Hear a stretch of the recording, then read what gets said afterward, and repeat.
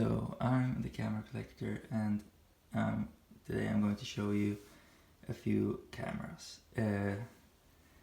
Another collection video was requested by Official Peanut. So I guess I'll show you some of my cameras that I have in my summer house here. Here's a Kodak number 1A Autographic Junior. It's in pretty nice condition. It even has the autographic stylus. Shutter works just fine. This one and a lot of the other ones were part of a collection that I bought for that equals out like $5 per camera, I think.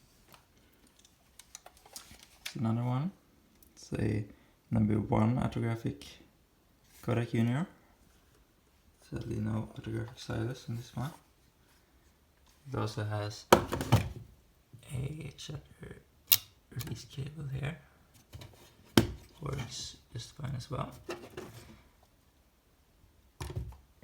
Here's a bit more rare camera. It's a Dr. Nagel Valenda. I don't have many Dr. Nagel cameras, only 2. This one is quite similar to Voigtlander and Rodenstock cameras I have, but it's pretty unique thing about this camera is how it opens. So I can show you that the back opens like it is, which is completely unique for this camera, at least in my collection.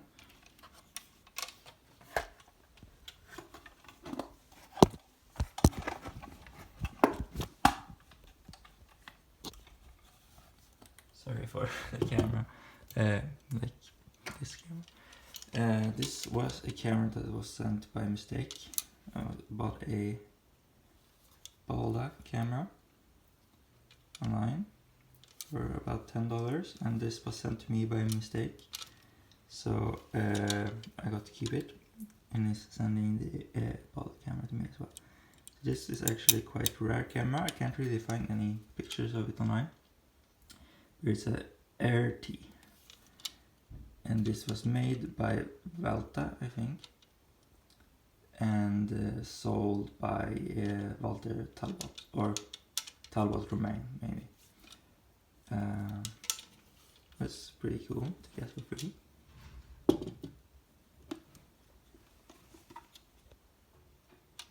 Then I have this Agfa.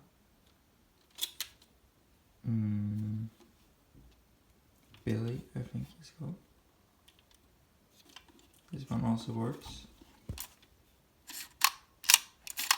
There's a smaller and a bigger version. This is the bigger version. I have the smaller one as well. Here we have a really unusual camera. It is a Kershaw Penguin.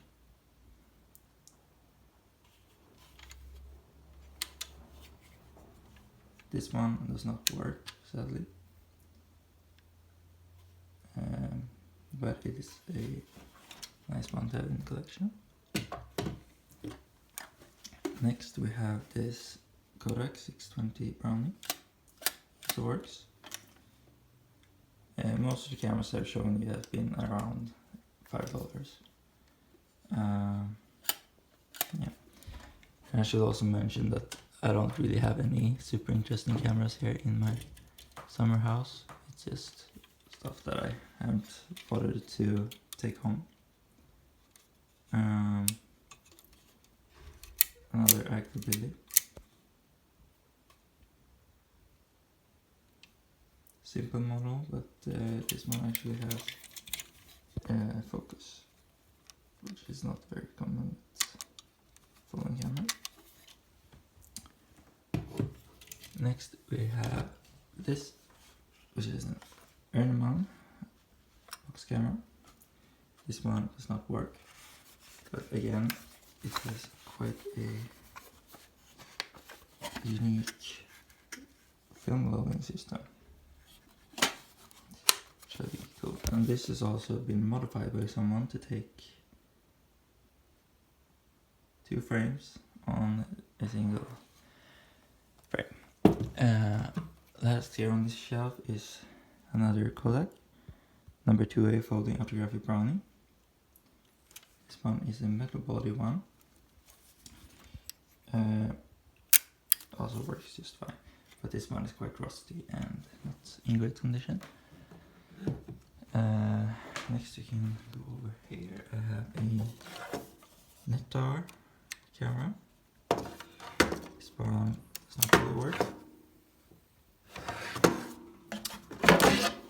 Zenit 3M.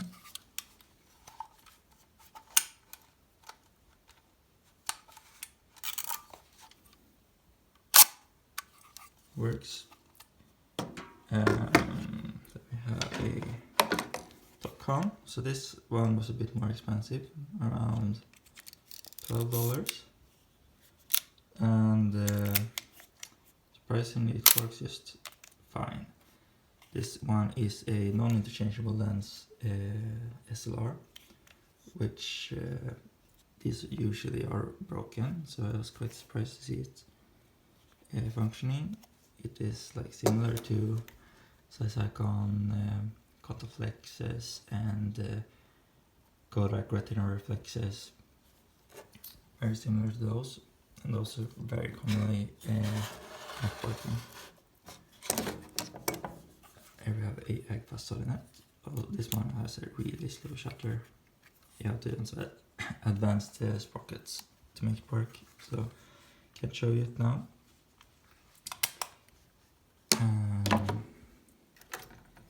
Then here's another one that I picked up recently for around $12, or I think it was 15 maybe. It is a roll up, and this is made by Lipka.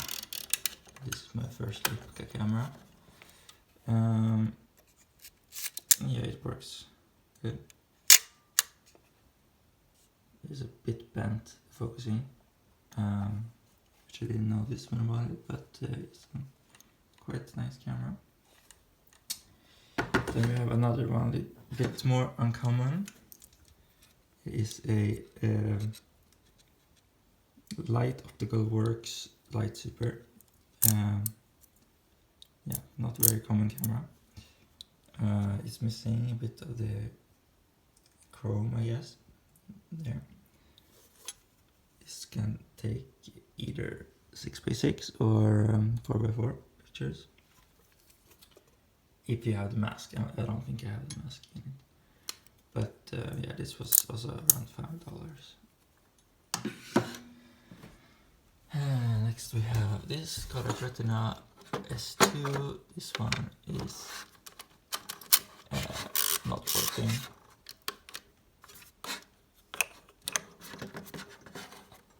Another Zeiss-Ikon. This one is missing the front lens element. And lastly we have this Virgin Edixa. No, that's not it. It's a yeah, Ihagee Ultrix. That's it.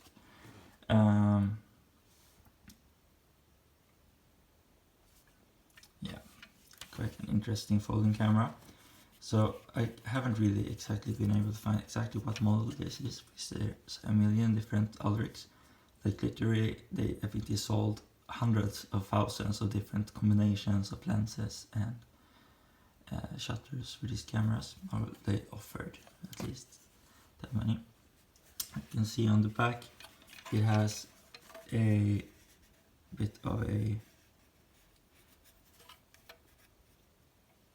bulge here, I guess, and that is because they also offered a double formatting, or whatever you should call it.